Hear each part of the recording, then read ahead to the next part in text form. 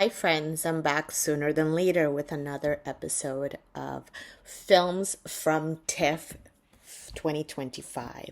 This time I'm going to highlight or spotlight the film The Blue Trail, which is a film from Brazil set in dystopian Brazil in a future time where people over 75 are forcibly sent to a colony. Yes, you heard that right. They are sent away because they're older.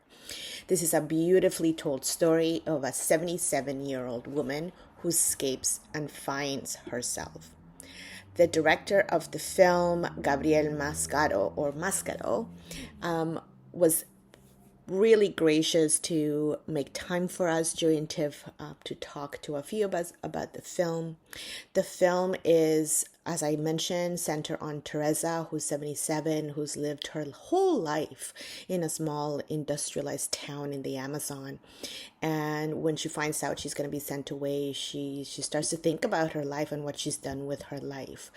So the film is looking at stories not just about aging, but in contemporary times, what we notice is that when we get to old age, we're often reduced to memories and maybe not as important in some cases. So in his director's statement, Gabriel talks about how the film vindicates the potential of elderly bodies to be seen on screen as pulsating with vital energy and the desire to live. In the film, he's interested in playing with different genres in order to think about aging in a way that is not melancholic or nostalgic. I love that. So I wanted to share this experience of speaking with Gabriel Mascaro during TIFF with you. I hope you enjoy our conversation and you get to see the film now in wider screenings across Canada. And again, here's my interview with Gabriel Mascaro for The Blue Trail.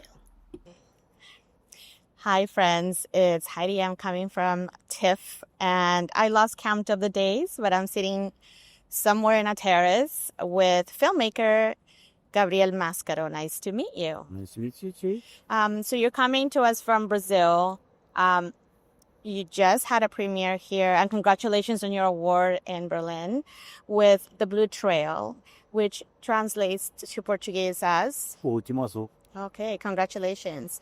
So before we get into the film, Gabriel, I want to just talk to you so folks can understand what your work is. You've been a filmmaker for a while. Did you always know that you were going to be a director? When did that start?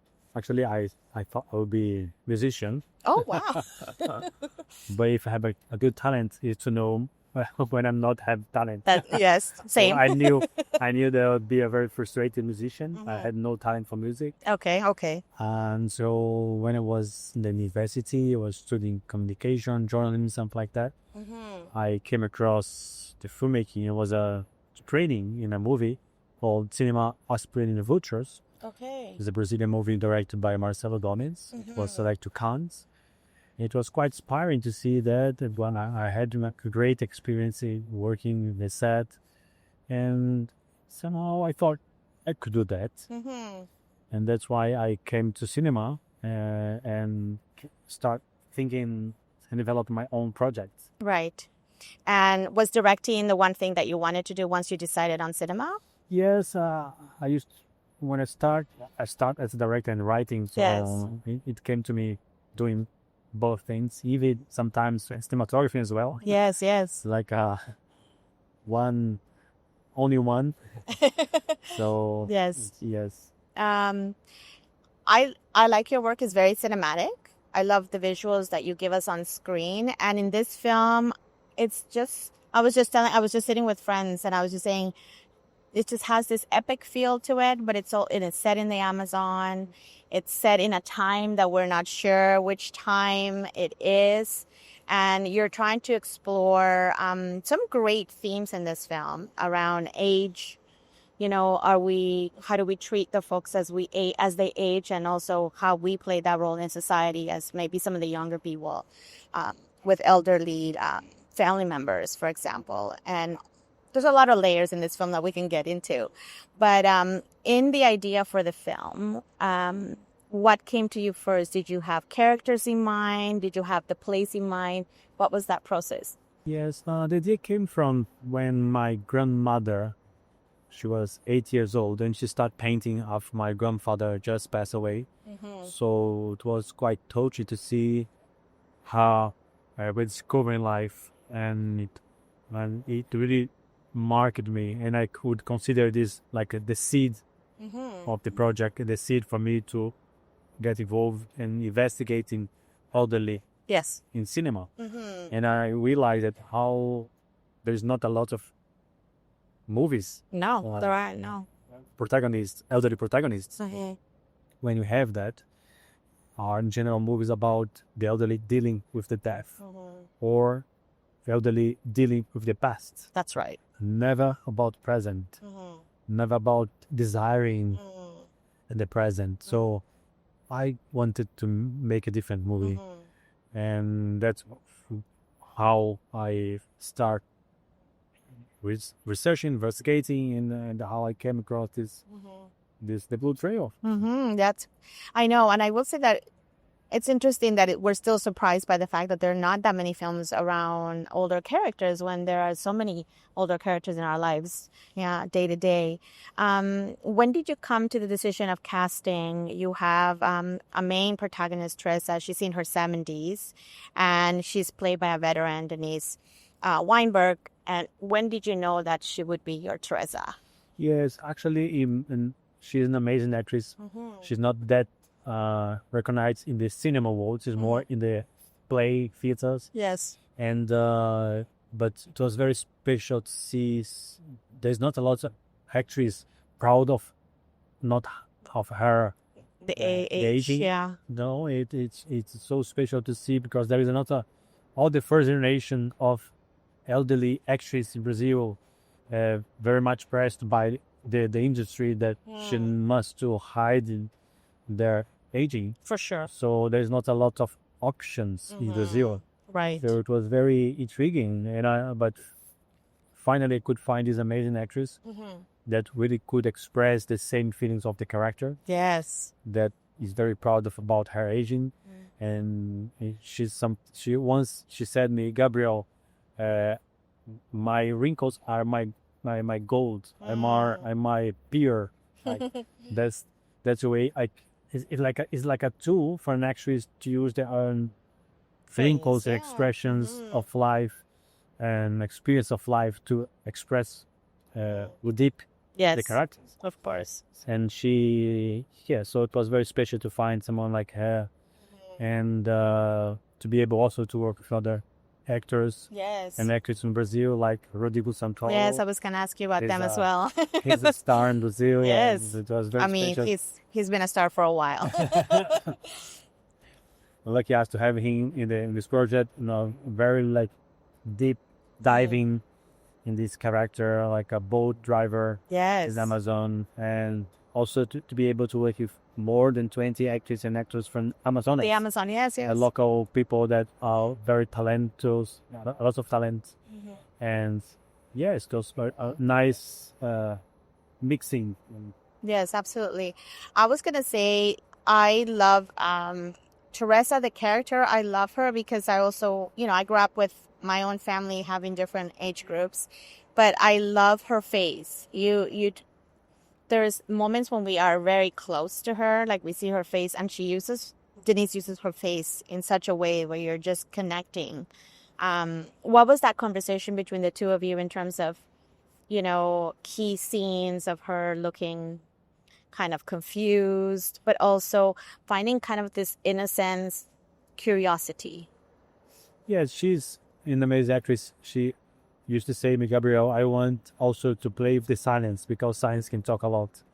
And in this character, sometimes they are just thinking about what's going on, and my silence must express something. Right. And she's very smart, and she knows how to use sound, but also to use silence and express feelings even when she's silent. Yes. And she's an amazing actress, very generous. It was very beautiful to see these two actresses meeting. Also, talking about Roberta Roberta, the character.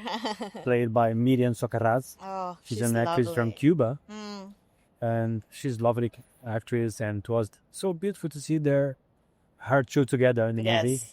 And it was quite intense and quite special and really remarkable to everyone in the team. That when we were watching just the scenes and in the set, and I would say like cut, the people when was looking back, the people were crying, Yeah.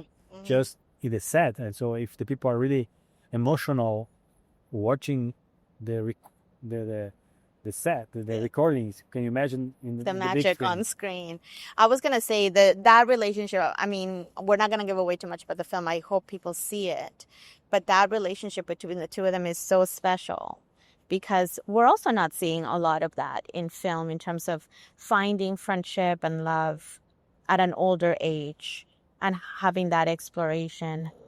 Yes, but Yeah. for me it was important to finish the movie very empowered by these two female elderly people, because in general you see the lack of participation of the caring by Yes. male figures.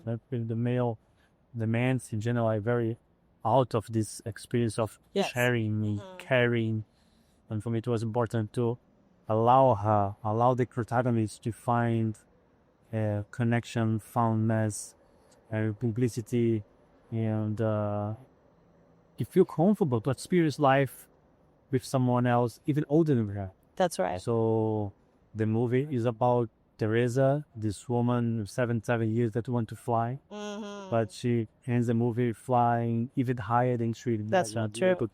That's so true. And I wanted to talk to you about, you already mentioned this when you said you film in the Amazonas and you worked with artists from the Amazonas, and that character in itself of filming there and creating this world. Like I said, it's almost we're not sure present, future, dystopian or not dystopian, but why film there and what that means for you to set the film there. Yeah, for it was reported to think about Amazonia and the rivers as a place where this character Tereza could hide herself, but also find herself in a new experience of life. Right. The Amazonas as an ancient place where she rediscover life, Right. new future, and also I have a personal relationship with Amazonia. When I just finished my university, I want to be a teacher in a project that teach young village indigenous people in village to become filmmakers. Right. Okay. So when I started writing the movie, I naturally was writing. You started to see it. Yeah. I mean, the shots are amazing. Can we talk about the cinematography? Yes. Please, it's gorgeous. The movie has this amazing collaboration of this great cinematographer from Mexico called Guillermo Garza, Memo Garza. And he's so amazing. And he really did a great job, and he brought this idea of framing Amazonia in this classical aspect ratio 4/3 to avoid this cinemascope, landscape format where we could be lost in the dotted scenes, the Amazon. Right. But we really gave the idea of do not be lost in Amazonia, do not be exoticized by Amazonia. That's but right. to frame the face of Tereza, Yes. and to bring the Amazonia through that lens that are framing her face, not be lost by exotical Amazonia That's right. paysage, landscapes. Exactly. Yeah, I think, like I was saying in the beginning, it's so cinematic. Like the way the film comes at us is really cinematic, but also it has a bit of a musical energy to it. I don't know if you know what I mean. Like it starts off with certain sounds that we go through the film with certain soundscapes. That's true. I think one of the movie words basically because this soundtrack is It's gorgeous. beautiful. No, I'm joking, but But you're not joking. the way I articulate the different genres of the Yes. movie, like dystopia, absurd fantasy, and then coming of age, Right. the soundtrack has a very important show to connect these different episodes, different Yes. zones. And yes, the soundtrack is something like magical, and there is this kind of circus halet, Yes. where you can feel how playful is the movie through the soundtrack. Right. The soundtrack invites you to go to dive into this how can I say, journey of Yes, fantasy. it is. Yes. Yeah, it's kind of like I saw someone saying something like road trip, but not quite a road trip, film, right? We are going somewhere. And like you said, it's multiple journeys, because there's a journey of Tereza that wants to not necessarily go where she's supposed to go, quote unquote. And also kind of like emotional journeys too with making friends. And she makes some great friends along the way. And she teach things, and she learn things that brings her life, and at some moment she will use the tools Yes. to save herself and to react Right. against people and situations that could be against her. Right. Can we talk a little bit about the commentary of, we hear things in the film, like from the government, for example, of like freedom for all, or there are programs to help the elderly. We're taking care of the elderly. But then we're also seeing that by taking care of the elderly, it means they need to be sent away somewhere. Can we talk about that? The idea was avoiding a dystopia, caricatural dystopia. They also bring some kind of ground dystopia, where you can see how absurd this world is, but also feel real. And Right. very like fine line Yes. between something that could be real, but it's absurd. Yes. And but the real feeling that will bring to the movie is very concrete. Yes. So it's not a movie, it's a utopia that we see flying cars in the sky. Yes, exactly. But It's that you feel of see it. a wrinkled wagon car where taking elderly people to the colony, Yes. like stray dogs are taken out of society. That's true.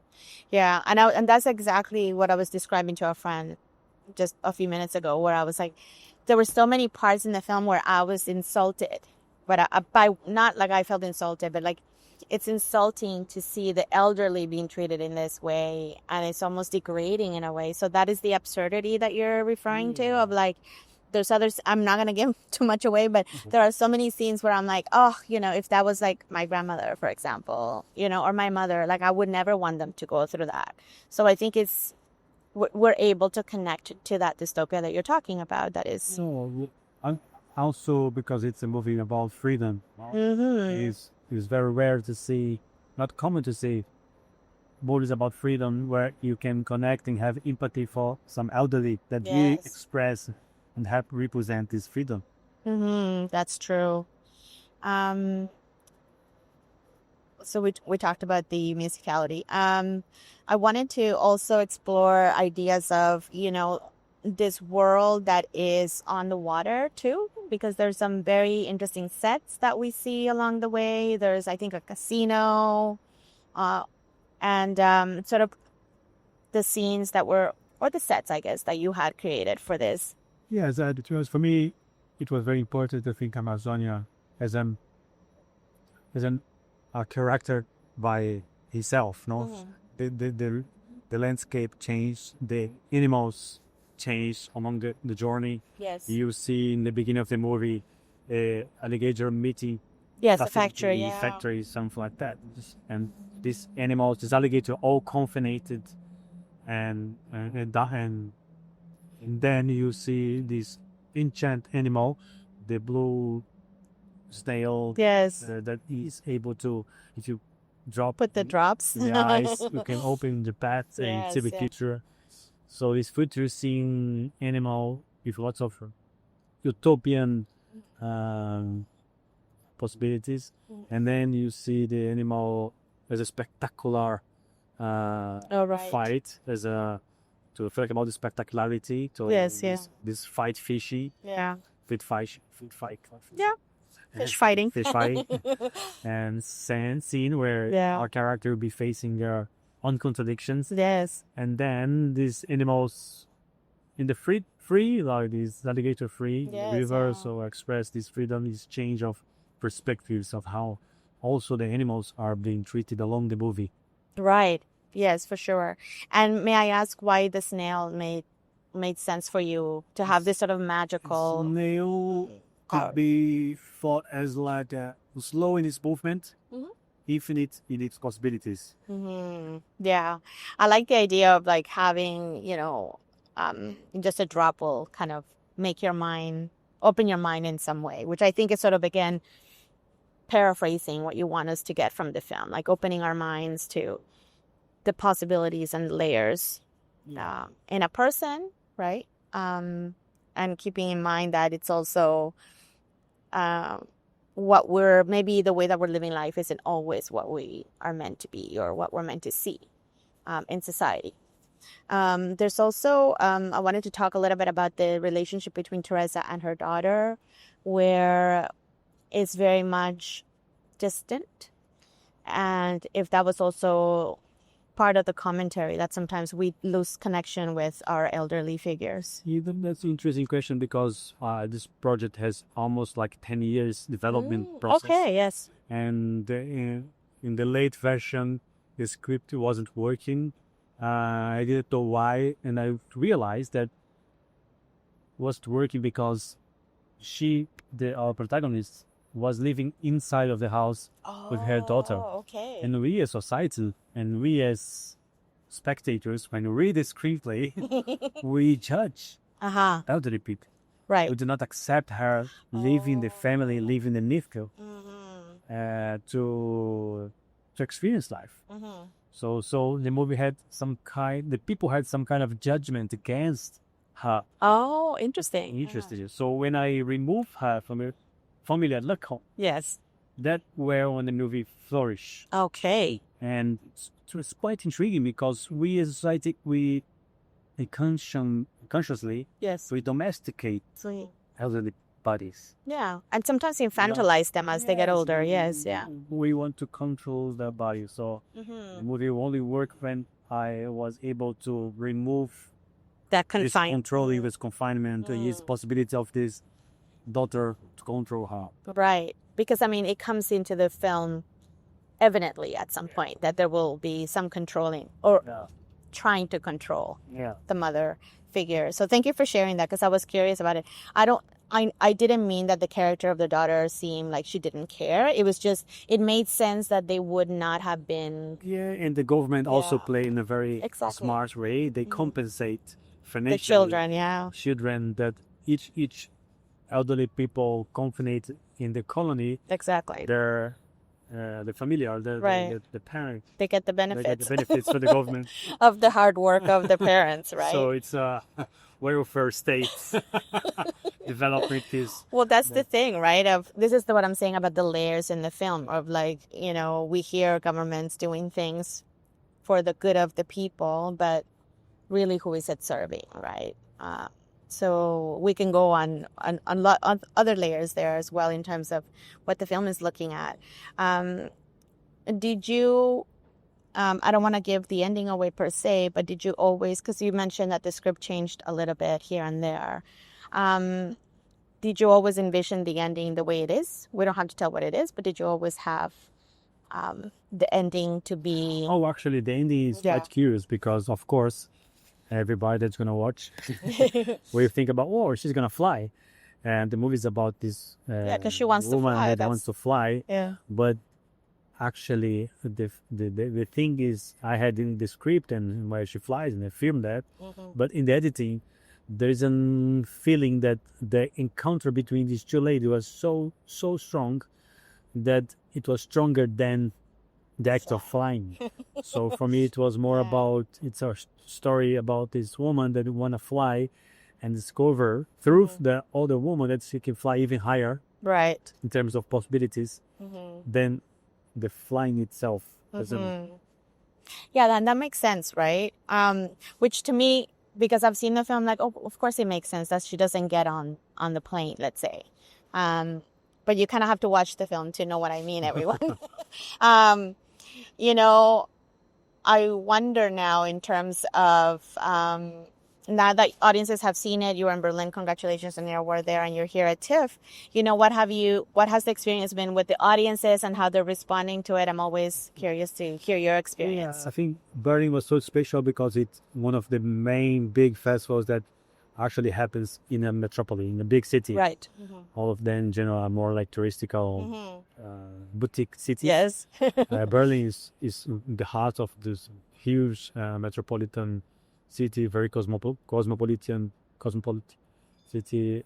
It's like a real test of audience. It's a real Yes. screening with 1,000 and a half, Oh, 500 wow. people. That's 1,500 people amazing. in the world premiere. Yes. And it was so special to see the film relating Of to the course. audience and connecting to the audience. And the people from different nationalities, from different ages, Yes. really connected to the movie. So, yes, I think the movie is very universal and has been distributed for 65 countries. Oh, that was going to be my other question. And that's so Yes. so amazing to know that we also be distributed in Canada as well by the distributor of films we like. Yes. And hopefully, and can't wait to see the boot trailer being released. Yes, in Canada. absolutely.